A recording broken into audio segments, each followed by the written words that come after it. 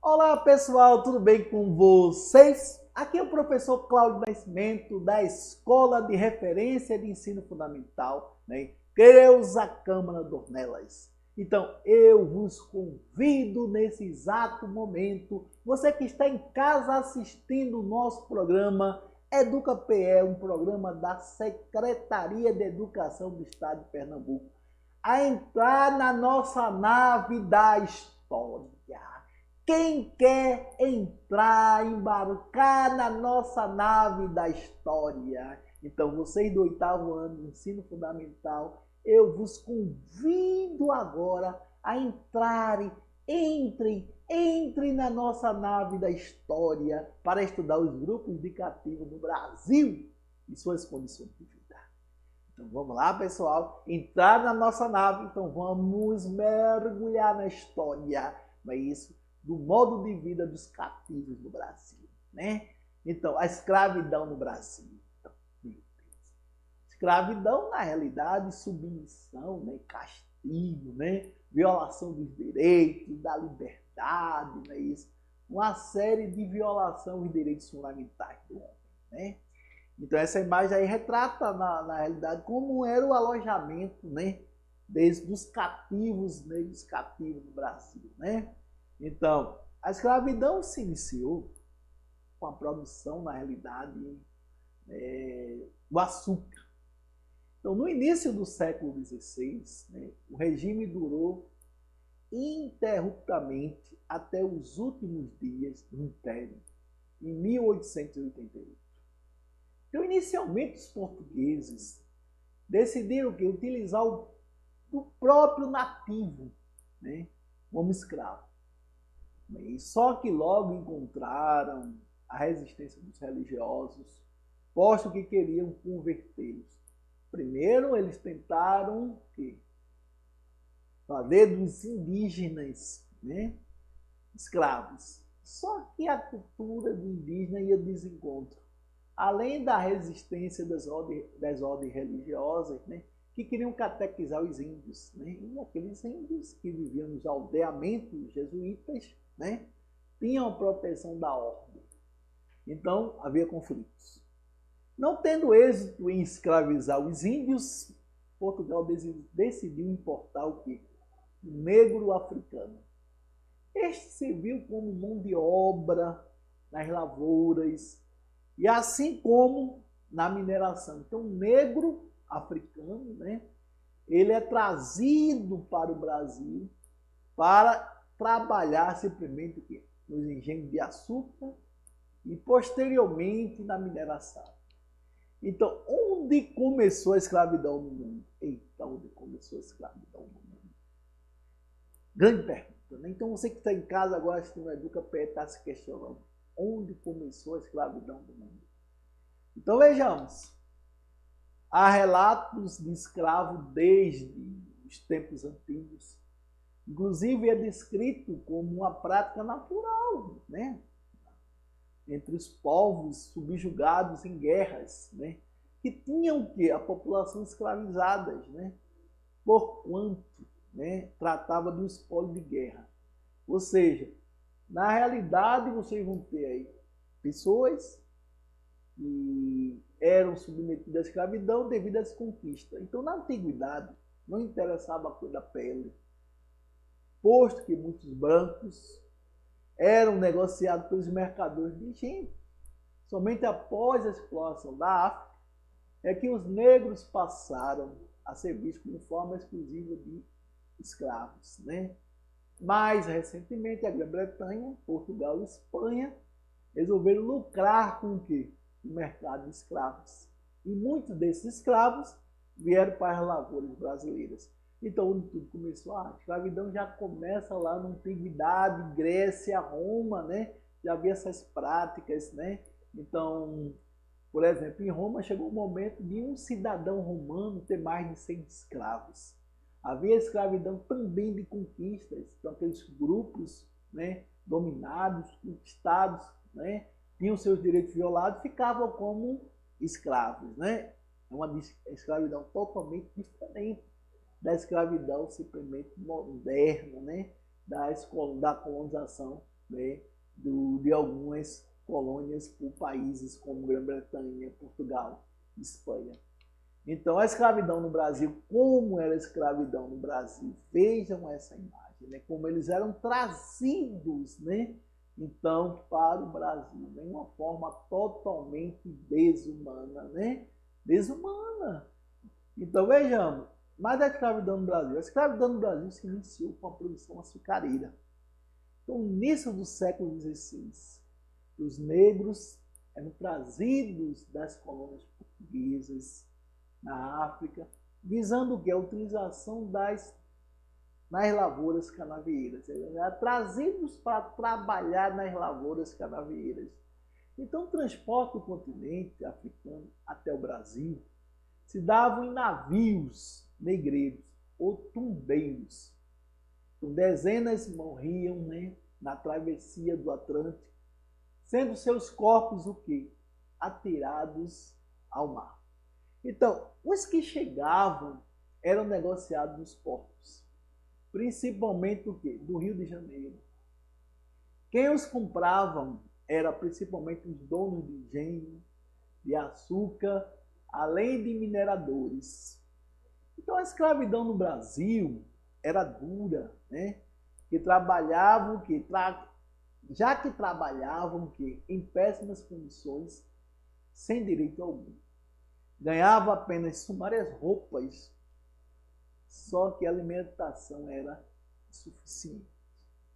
Então vejam, então chegaram, eram trazidos em condições precárias, desumanas, para trabalharem o quê? Nas lavouras a princípio, de açúcar, né? Lavouras da cana-de-açúcar. Ou seja, viviam em condições, né, que violavam qualquer direito fundamental, qualquer direito humano. Então, a dura vida dos cativos. Vejam nessa ilustração, nessa foto, né, essa representação de que a vida dos cativos, espancados, escravizados, né, sem algum direito, né?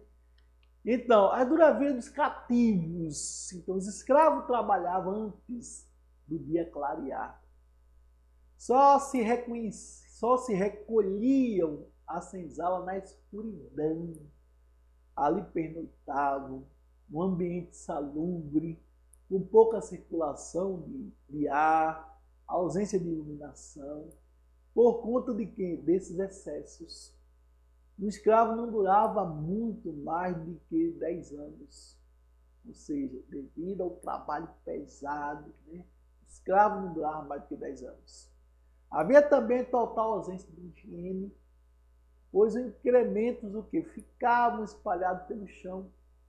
Mas certamente que o pior mesmo era o quê? Os castigos físicos, as mutilações, e a marcação com ferro em brasa, como se fosse o que? Um animal. Né? Então, marcava, né, o escravo. Então, sem contar, né, que havia imposição da religião católica, consequentemente proibindo os cultos africanos. Né?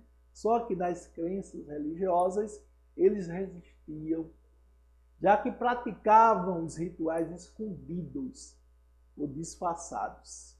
Então, o cativo tinha uma dura vida, né? Então, já começava a trabalhar antes de clarear o dia, só se recolhia a senzala no anoitecer. É isso. Então, havia aí essa consequência, né, de viver um pouco, né? As doenças eram constantes, o castigo levava também a grandes mutilações, né? Então, aí a gente também fala da escravidão do índio no Brasil, né? Então, na realidade, o índio, ele não foi um elemento desejável para os colonos, né? Porque a cultura indígena era diferente, eles não se adaptaram àquele tipo de prática, né? Além do mais, que os índios, na realidade, né, a igreja tinha um interesse de catequizar esse grupo, né? Transformá-los em novos cristãos, né? Então vejamos, então a escravidão indígena era muito empregada no Brasil, assim que começou a colonização pelos portugueses. Então os nativos eram capturados através das bandeiras de apresamento, né? Embora alguns fossem negociados por outras tribos, né? Então é que Portugal, assim que começou a explorar o território brasileiro, tratou espertamente de fazer aliança com alguns chefes tribais. Então o colonizador armava seus aliados, né?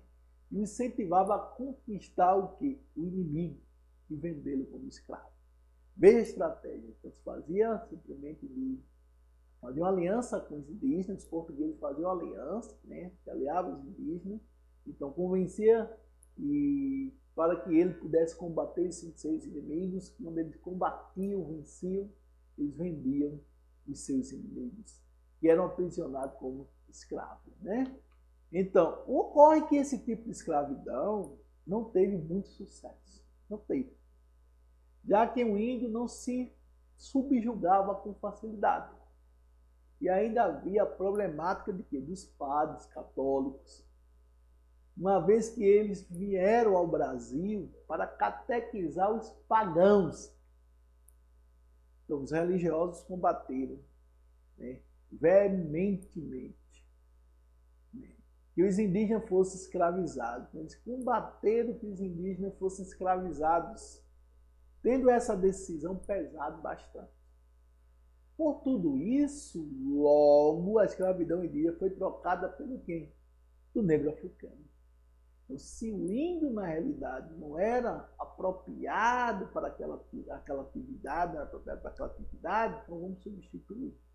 E como havia uma prática, né, na África também de guerras tribais, de vendas dos seus inimigos, na realidade, de traficantes de escravos, né? Então, Portugal foi o seguinte, então vamos substituir. Então, mas havia resistência que visava a liberdade nessa imagem ilustrativa aí que está na tela de vocês, a resistência que visava a liberdade, né? Então vejamos, muitos escravos se revoltaram, né? Ou fugiram, pois que eram tratados como que objetos e não pessoas. Ocorreu que o período colonial, grande revolta nas fazendas, o que fomentava as fugas, né? Aqueles que conseguiam escapar da captura do Capitão do Mato iam para os quilombos, que era um local simplesmente onde esses grupos, né, onde esses cativos ficavam escondidos, né? Então, o mais famoso, né, foi o Quilombo dos Pomares, né? Já que a lenda zumbi atravessava as fronteiras, né? Então, na realidade, os que fracassavam eram submetidos a torturas terríveis para servir de exemplo, né? Então, na realidade, não foram poucos os que se suicidaram, pois se desesperavam diante do destino que os aguardava. Então, imagine simplesmente o cara ter o seu direito natural, a liberdade violado, e saber que agora seria castigado, trabalhar com maus tratos, é isso. Então, muitos cometiam suicídio, quando não conseguiam fugir para os quilombos, né? Mais importante, Palmares, e aqui na nossa terra, o quilombo de Malunguinho. Então você que está aí assistindo o Educa PE, pesquise o quilombo de Malunguinho, né? Também é uma referência de quilombos aqui dentro de Pernambuco, né? Então vejamos, a gradual abolição da escravatura. Então, por mais irônico que possa parecer, o país que mais incentivou o tráfico negreiro, né, foi que incessantemente o combateu. Estamos falando de que? Grã-Bretanha. Estava no auge da Revolução Industrial e necessitava de mercado consumidor. Então, o escravo só dava o quê? Lucro para o seu senhor. Só que, liberto, ele poderia trabalhar e passar o quê? Adquirir produtos ingleses. Vejam só. Se ele for trabalhar, ele ia ter que consumir, né? Produtos ingleses. Então, por isso, a Inglaterra pressionou com a lei, né? Bill Abney, autorizando o que? A sua marinha capturar navios de negreiros. Então, por conta disso, dessa pressão da Grã-Bretanha, da Inglaterra, né? O tráfico foi abolido no Brasil em 1850. O tráfico foi abolido em 1850 com a lei o quê? Eusébio de Queiroz. E em 1871, Lei do Ventre Livre deu liberdade àqueles que nascessem de um escravo. Merece destaque igualmente a Lei Sexagenária, que libertava o quê? Os escravos com mais de 60 anos em 1885. Mas a maior de todas as leis abolicionistas foi mesmo a Lei Áurea. Foi assinada pela princesa Isabel, em 13 de maio de 1888. Ela pôs fim o quê? À escravidão em terras brasileiras. Embora tenha levado o quê? A ruína do império, né? É o que a oligarquia ruralista, né? Um dos pilares que sustentavam Dom Pedro I do trono, não perdoou e travou a proclamação da República em 15 de novembro de 1889. Né? Então, nós temos aí uma das maiores leis abolicionistas, que é a Lei Áurea, de 1888. Né? Então, como ficou a vida dos escravos após a Lei Áurea? Poxa, vamos libertar. Mas esses cativos vão para onde? A grande questão, né? Vai se libertar. Mas essa demanda populacional vai para onde? Assim, muitos escravos acabaram abandonando as fazendas nas quais foram escravizados e mudaram para outras, ou então foram para as cidades. Então, essas migrações de ex-escravos aconteceram por múltiplos fatores. Os libertos mudavam-se para distanciarem-se dos locais em que foram escravizados. Ou então ia para outros lugares procurar o quê? Procurar parentes, estabelecer o quê? Junto desses, ou até mesmo procurar melhores salários, né? Conforme descreve o grande historiador Walter Fraga, né? Então, essas migrações, na maioria dos casos, eram uma ação mais realizada pelos homens jovens, por terem melhores possibilidades de estabelecerem-se em uma terra para cultivá-las. As mulheres que possuíam filhos e os idosos tinham menos possibilidade de migrar e procurar melhores condições. Esta é a realidade. Né? Esta é a realidade. Então, a migração dos escravos era uma reação de grandes proprietários, das autoridades daquela época, trazendo-lhes muita satisfação. Mas, sobretudo, porque os primeiros não aceitavam as condições de trabalho degradante que existiam antes de 1888 e porque estavam sempre em busca de quê? De melhores salários. Então, assim, os escravos, os grandes proprietários, né, sobretudo no interior do país, começaram o quê? A pressionar as autoridades para que elas reprimissem essa movimentação, a migração de escravos. Então, vamos reprimir. Com isso, os grupos de ex-escravos que migravam começaram a sofrer o quê? Uma repressão. E foram sendo taxados de quê? Taxados de vadiagem e vagabundagem. Essa medida focava o quê? Focava, sobretudo, os libertos que eram mais subordinados e que costumavam não aceitar as condições impostas pelos proprietários. Então, logo após a abolição da escravatura, uma das questões mais importantes foi definidora, para garantir o quê? A manutenção do liberto. Ou seja, como indivíduo marginal e subalterno à pirâmide social. Foi a questão da terra de 1850. Que não foi realizado o quê? Não foi realizada a reforma agrária. E assim a grande maioria de 700 mil libertos, a partir de 1888, não teve acesso à terra, sendo esses forçados a se sujeitarem a salários baixos oferecidos pelos grandes proprietários. Então também a gente coloca aí a falta de acesso à educação por parte dos libertos, como mencionado na citação acima, era uma preocupação para eles, porque foi uma questão fundamental para manter esses grupos marginalizados. Então, após a abolição, muitos libertos acabaram optando por retornar ao continente africano, dadas as dificuldades encontradas aqui para eles.